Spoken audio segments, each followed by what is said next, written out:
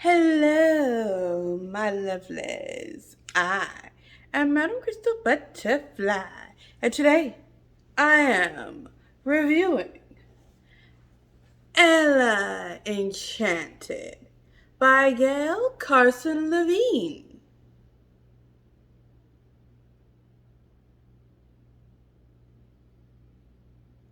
All right, my lovelies, as usual, before I tell you details about this lovely book, allow me to enlighten you a little bit about the author. From the third grade through high school, Gail wrote stories and poems, and some of her poems were published in an anthology of student writing. Her success with her first anthology did not result in her wanting to pursue becoming an author. In college, she majored in philosophy, which she feels is a useless major for a future writer. Although personally, I disagree. When a lot of authors incorporate philosophy into their writing. After college, she worked for the New York State government, mostly jobs involving welfare. During that time, she started her writing for children. And in the 1970s, she wrote a script for a musical called Space Napped. Her newfound interest in writing for children still did not encourage her to become a full-time writer. However, sometime later, while meditating, she asked herself if she likes stories so much, why has she not written any? This encouraged her to create her book of art appreciation for kids called The King's Cure. The King's Cure may not have any writing in it, but by the time she finished the book, Gail was hooked on writing. She started taking writing classes and joined critique groups.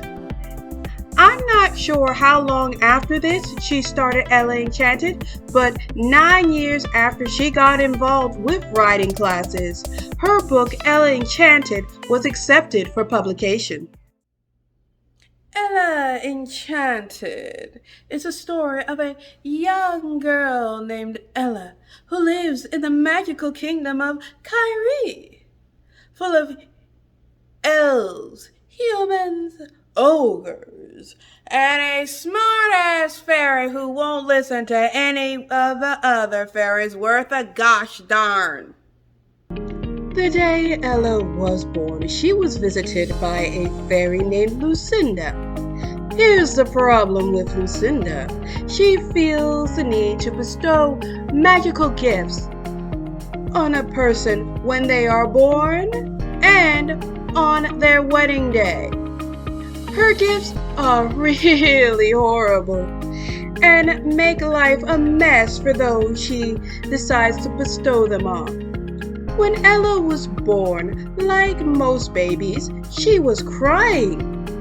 And her refusal to stop crying inspired Lucinda to give Ella the gift of obedience, meaning she has to do anything she is ordered to do. As Ella gets older, she tries to rebel against her curse.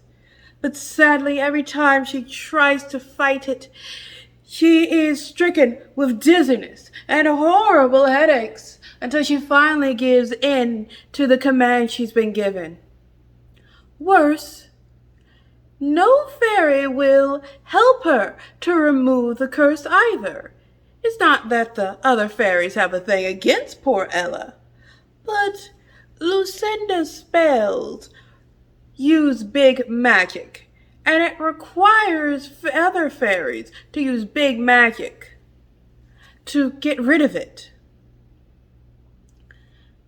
And big magic to fairies, except for Lucinda, is a big no, no, no. Because it's risky and can result in horrible consequences if they use it.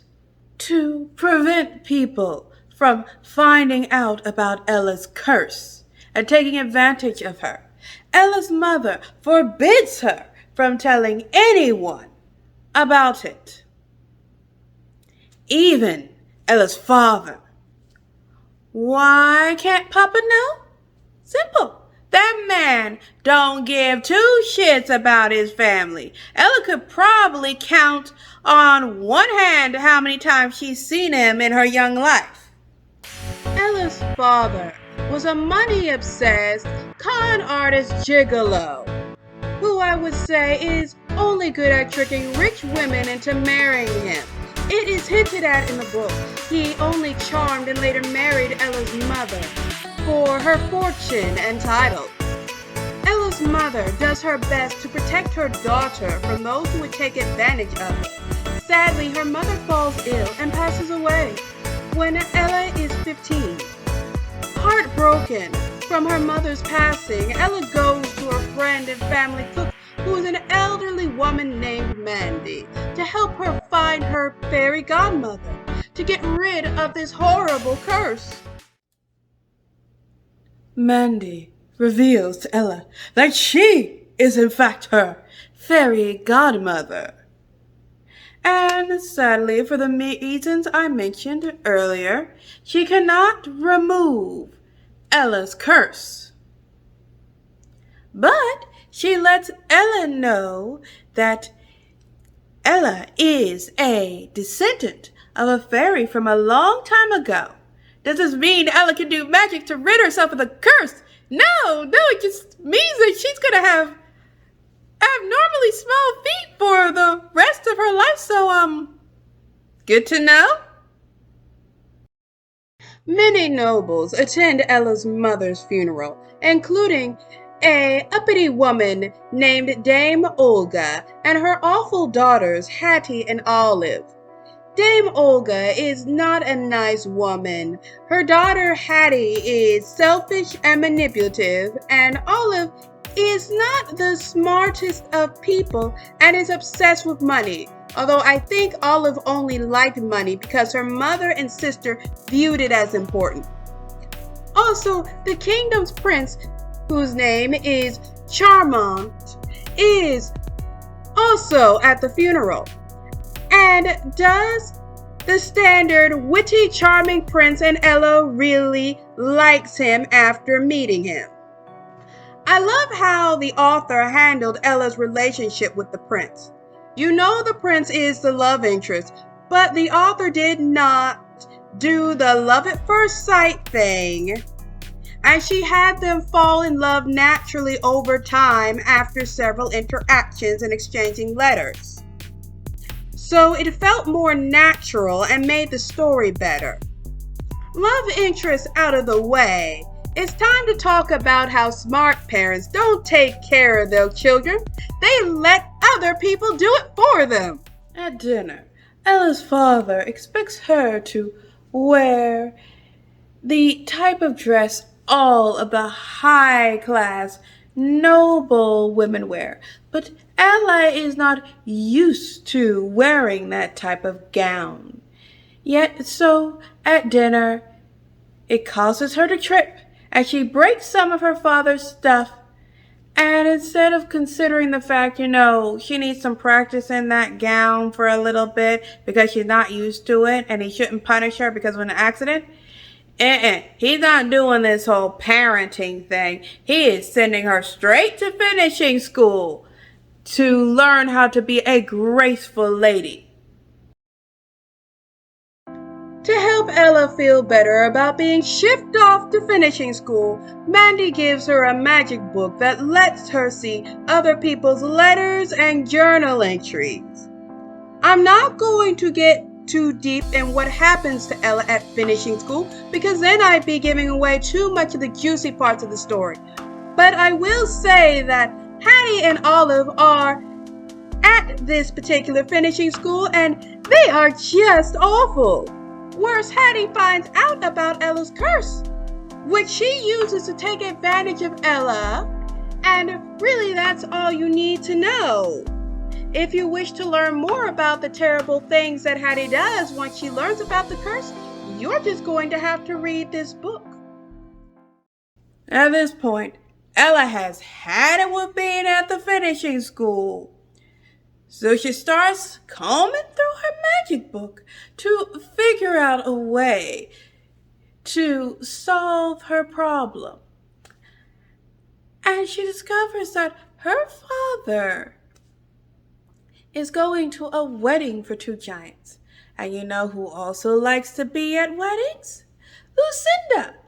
Figuring that Lucinda will go there to bestow one of her awful gifts, Ella decides to run away and try to make it to the wedding so that she can speak to Lucinda, maybe figure out if she can get her to remove the curse. And on Ella's journey, she encounters elves, ogres who try to eat her, the handsome Prince Charmant, and she has to avoid being turned into a squirrel. All right, my lovelies, sadly, I cannot tell you more about Ella's journey when she runs away from finishing school, because this is a spoiler-free review, and if I get into her adventure on the run, then I'll reveal the best parts, and then you, my lovelies, won't feel the need to read this lovely story, meaning you rob yourselves of a really, really good read, and I want you to read this book. However, when it comes to Ella Enchanted, I am giving it the rating of 4 butterflies out of 5. This is a fantastic and very exciting story, and every bit of it is just so good. You would be doing yourself a disservice by not reading it.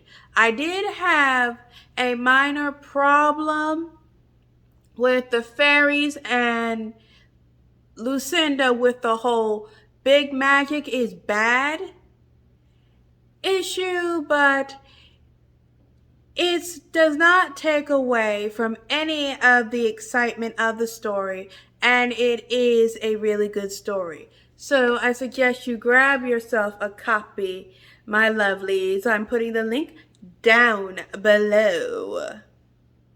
Also, my lovelies, if you have made it to this part of the video, thank you. And please, give me a like, leave me a comment, and if you have not yet, the subscribe button like it over. Don't forget to give that little notification bell